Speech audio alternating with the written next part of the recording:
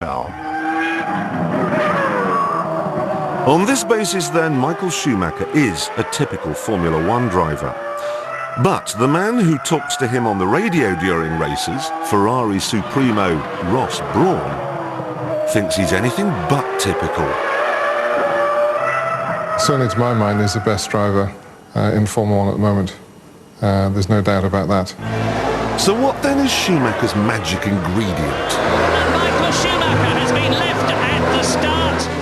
At the Spanish Grand Prix a few years ago, he got to the first corner in 6th place, and then he proceeded to show the world why he earns £67,000 a day. You very often see that in the wet, because in the wet the car has a lot less grip.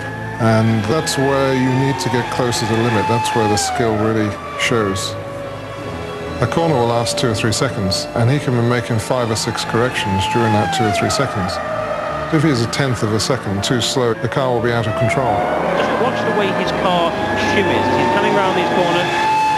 He's driving the car almost over the limit, but he's bringing it back with each correction. Maybe he goes in a little bit too quick, he brings it back again, tries to push it again, brings it back again.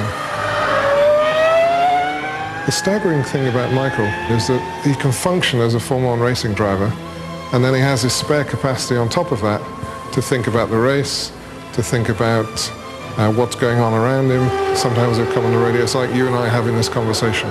You would think he was sat next to you, not doing anything. And Schumacher goes through. On the contrary, I've worked with drivers, and it's they're just about coping with what they're doing. There's no spare capacity, and that's the difference between him and other mortals. How can you feel that you've gone around a corner faster? What does it feel like? You feel the car on the edge. What does that feel like? You feel the car on the edge. What does that feel like? You have the feeling for the optimum. It's a knowledge I have when the car is maximum. And Schumacher is there with a clear track ahead of him by nipping through on the inside. And you can feel that. You can feel in the car, you're half a mile an hour faster and you're going to crash. I say it's probably 1,000th of a second. And Michael Schumacher wins the Spanish Grand Prix. Frankly, Michael made the rest of the field look like monkeys. Now, part of